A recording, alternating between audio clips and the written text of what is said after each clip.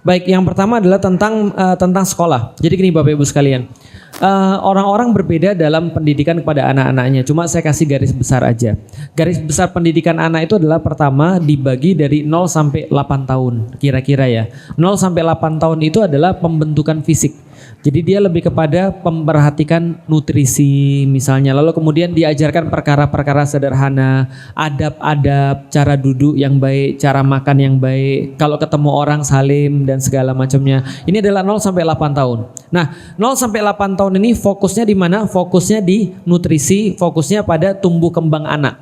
Contoh ya, Rasulullah itu ketika masih kecil itu diberikan kepada ibu susuan yang namanya Halimah As-Sa'diyah. Halimatus Sa'diyah atau Halimah As-Sa'diyah ini kan adalah orang yang tinggal di Bani Sa'd ini di gunung. Jadi udaranya lebih bagus. Udaranya lebih bagus, airnya lebih bagus. Artinya kalau zaman dulu itu orang-orang zaman dulu ketika dia punya anak, anaknya dititipkan di tempat yang lebih tidak rame lah kira-kira gitu ya. Karena waktu itu Mekah adalah kota dagang, kota yang banyak berkumpul manusia, segala macam ada di sana. Maka Rasulullah Muhammad itu dibesarkan di perkampungan Bani Sa'diyah tadi. Nah, itu adalah yang pertama. Yang kedua adalah kalau kita berbicara tentang pendidikan anak itu 8 sampai 13 atau usia prabalik. Nah, di usia prabalik inilah baru dididik tentang masalah-masalah pemikiran sekaligus latihan-latihan untuk perbuatan. Rasulullah Shallallahu Alaihi Wasallam mengatakan bahwa didiklah anakmu untuk sholat ketika umur 7 tahun. Tadi kan 0 sampai 8 kan ya. 7 pas transisi mulai diajarin sholat. Ayo ikut abi yuk sholat. Ayo ikut abi yuk ke masjid. Nah itu mulai diajarkan tuh. Maka pentingnya orang tua tadi yang sadar juga seperti itu. Maka bapak-bapak itu kalau punya anak justru jangan anaknya disimpan di rumah. Pas ke masjid aja. Kalau anak-anak diajak ke masjid dari umur 6-7 tahun, maka kata Rasulullah, kalau 10 tahun dia tidak mau sholat maka pukul atau digantungkan cemeti, alias ada punishment yang akan dia terima, kan gitu kan ya. Nah maka dari 7 ini ayo ikut aja. Jadi ibu-ibunya juga nyiapin anak-anaknya, tapi di sana dia suka ribut. Nah inilah pengaruh ibu-ibunya. Contoh ya, mulai dari 5 tahun 6 tahun itu sudah bisa diajak sebenarnya. Jadi ibu-ibunya udah mau azan nih, udah nyiapin, dipakein baju yang bagus, disuruh pipis dulu misalnya, istri saya dulu gitu. Dia suruh pipis dulu dan segala macam, dia sudah beres semua, ayo ajak pergi ke masjid. Dia sholat di samping bapaknya. Kalau misalnya mengganggu bisa digendong dan segala macam, tapi itu dilatihnya di situ. Tapi dia usah tidur kalau di masjid, bagus, gak apa-apa, gitu kan ya. Yang penting diajarkan dibawa ke masjid. Nah itu 7 tahun, diajarkan lagi kalau makan pakai tangan kanan. Lalu misalnya diajarkan lagi, oh ini agama itu begini. Gak perlu sampai ngafalin Quran kalau menurut saya. Kalau menurut saya nggak perlu sampai harus memaksa untuk ngafalin Quran. Atau sudah dipaksa sholat duha, nggak perlu menurut saya. Karena menurut saya yang paling penting adalah adab dan akhlak. Apa beda antara adab sama akhlak? Akhlak adalah hasil penerapan hukum syariat. Sedangkan adab adalah semacam tata krama universal, gambarnya begitu. Jadi adab itu kayak tadi, kalau ngomong jangan keras kalau sama orang tua. Kalau misalnya ketemu orang tua misalnya nyapa dan seterusnya. Nah itu ada adab. Akhlak juga diajarin. Misalnya apa? Kalau misalnya kamu ngomong jangan bohong. Kalau misalnya kamu dapat sesuatu temanmu kamu nggak suka, sabar. Nggak semua orang sama kayak kamu. Nanti kan dia ketemu tuh sama orang-orang di sekolah. Nah itu 8 sampai 13 usia prabalik sampai diajarin. Kemarin 2 pertemuan kita udah bahas tentang menyiapkan anak balik kan ya. Kalau bapaknya itu tanggung jawab kepada akilnya, ibu-ibu tanggung jawab pada baliknya. Nah itu sudah disiapin. Nah 13 sampai seterusnya ini baru pendidikan yang serius, baru pendidikan yang benar-benar dipersiapkan untuk dia mau jadi apa. Nah itu kalau dulu di zamannya Rasulullah. Kita bisa integrasikan gak di zaman sekarang? Sangat bisa sekali. Oke, kalau gitu gimana? Kalau saya, karena saya orang Sumatera, anak laki-laki harus keluar rumah. Kalau saya, kenapa? Karena orang Sumatera, orang Jawa juga biasanya laki-laki merantau. Maka kalau saya, kalau anak laki-laki SMP keluar rumah. Kenapa? Jangan di rumah terus. SMP keluar aja boarding. Maka sebelum SMP kita siapin untuk boarding.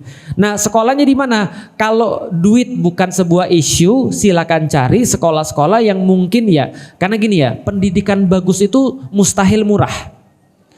Serius, pendidikan bagus itu mustahil murah. Jadi kalau ada orang-orang yang protes, itu pendidikan Islami mahal-mahal semua, ya gimana buat murah, gitu kan ya. Guru-gurunya nanti makan apa? Kalau misalnya pendidikan murah, guru-gurunya nanti nyambi dan nggak bisa fokus pada anak-anak. Tapi Ustadz katanya dulu di masa Islam pendidikan murah, yang nanggung negara. Sekarang negara malah, ya udahlah, itu bukan Indonesia ya, tempat yang lain, gitu kan ya. Nah, jadi itu maksudnya begitu. Artinya ya kalau punya uang cari tempat yang bagus yang kira-kira pergaulannya bagus. Misalnya kita bisa temukan. Tapi kalau misalnya uang kita terbatas, ya udah cari yang mampu kita afford dengan uang itu. Pesantren mana yang bisa kemudian kita masukin anak kita, yang penting pesantrennya juga masih tujuannya untuk Islam. Tujuannya untuk perjuangan Islam, itu penting tuh. Nah itu kalau anak laki-laki. Kalau anak perempuan boleh diboardingin, boleh juga tidak diboardingin. Tapi cara cari sekolah seperti apa? Kalau masih bisa milih ya, ingat ya, kalau bisa milih. Kalau nggak bisa milih, mudah-mudahan Allah nolong kita. Gitu kan ya, kalau memang nggak bisa milih. Kalau bisa milih, ya udah kita cari pendidikan yang kita perlukan. Contoh, saya secara pribadi meyakini kalau masih sebelum balik, orang tua yang punya peran lebih besar. Jadi bukan sekolah. Karena pada faktanya mereka secara waktu lebih banyak sama kita. Pada faktanya. Disitulah kemudian saya menanamkan internal value kepada mereka. Nilai-nilai internal yang saya yakini pada mereka. Sekolah bagi saya cuma sekedar tempat dia bersosialisasi.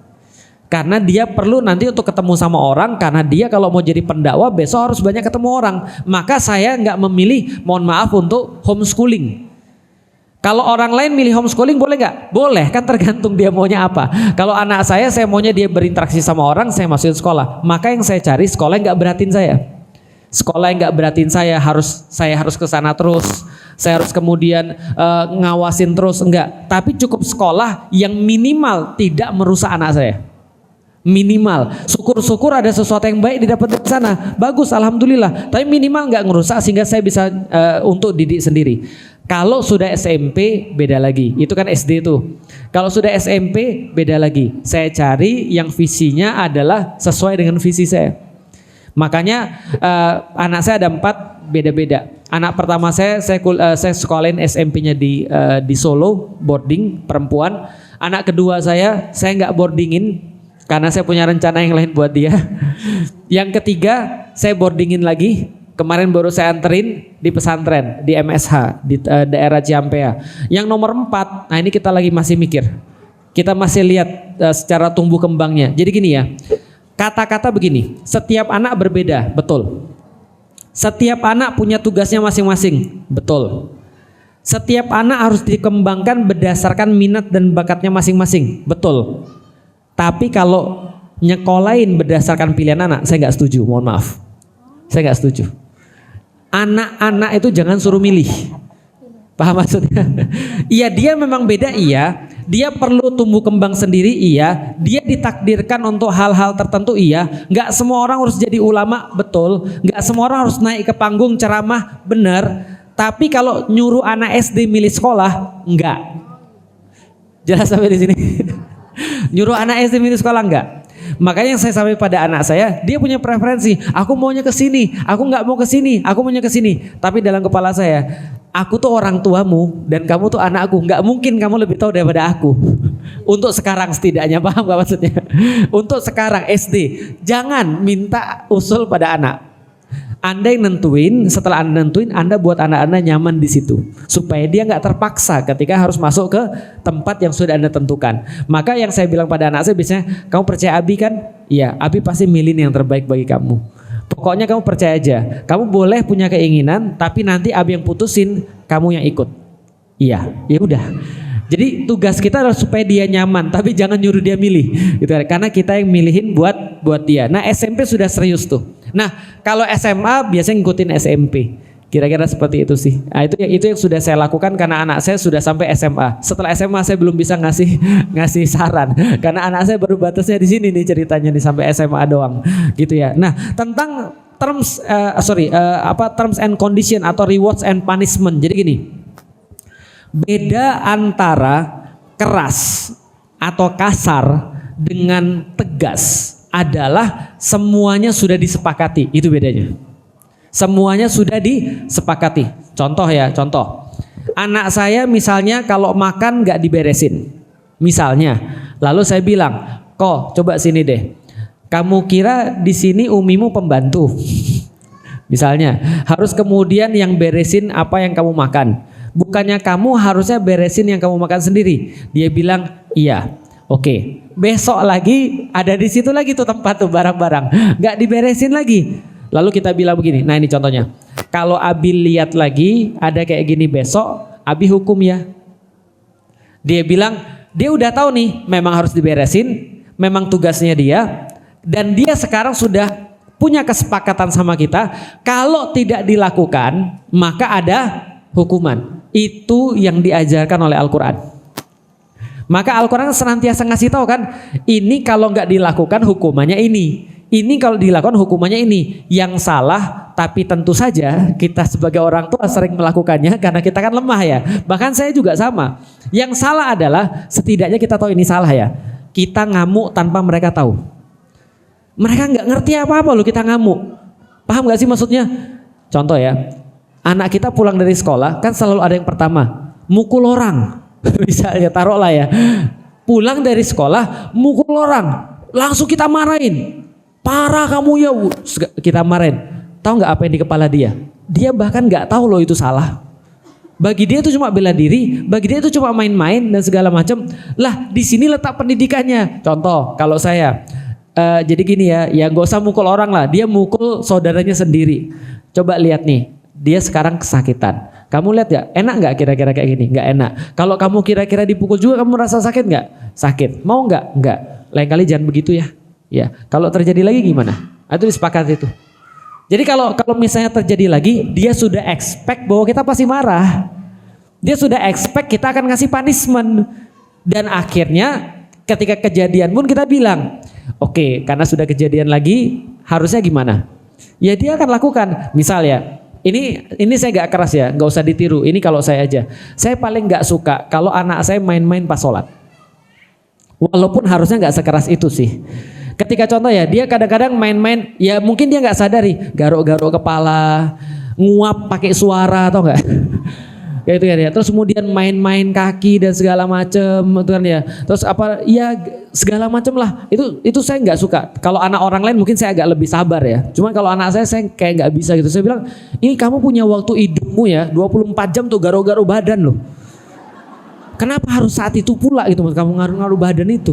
Paham gak sih maksud saya? Harus kemudian kamu harus gerak-gerak segala macam tuh. Emang kamu gak punya waktu yang lain apa? Kan Allah cuma minta kamu 5 kali sehari 5 menit diem gitu maksudnya. Selain gerakan sholat. Khusyuk lah gitu kan ya maksudnya. Atau seperti apa? Nah ketika kemudian saya udah ngomongin berkali-kali. Ini loh caranya sholat tuh begini tangannya. Jangan begini. Jangan segala macam. Sujud tuh yang benar. Cara ini yang benar dan segala macam. Doa yang benar segala macam. Kalau masih melakukan, saya tinggal bilang gini, besok kalau Abi lihat kayak gini lagi, ulang ya sholatnya ya. Sepakat. Kejadian, ulang. Lah kenapa? Karena dia udah sepakat. Karena dia udah expect bahwasanya dia akan dihukum ketika dia melakukan itu. Nah itu adalah namanya pendidikan. Tapi kalau kita tidak kasih dia terms and condition, kita nggak kasih dia kesepakatan dulu, tiba-tiba kita ngamuk. Di dalam pikiran dia, ibu gua pemarah. Di dalam kepala dia, ibu gue main hukum aja, ibu gue sadis, romusa kayak gitu tadi. Apalagi pada zaman sekarang disuruh ngangkat galon aja terus bilang keluarga gue broken home, kan itu kan ya. Ya kayak gitu-gitu. Nah makanya harus diajak ngobrol, sering-sering diajak ngobrol. Contoh misalnya, ingat loh, ada orang di dunia ini, semua orang bisa jadi nggak peduli sama kamu. Yang peduli sama kamu cuma ibumu. Artinya apa? Ibumu, bapakmu nggak akan dapat uang ketika kamu baik. Gitu kan ya, belum tentu kita nikmati juga, tapi karena kamu darah daging kita peduli. Maka kalau kita ngomong bukan berarti kita benci, itu dinasihatin. Bukan berarti kita nggak suka, tapi ini adalah kewajibannya ibu.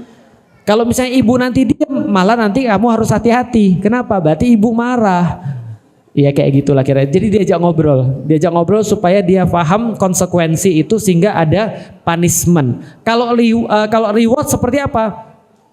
Rewards itu kalau mau dikasih yang tidak membuat jadi manja.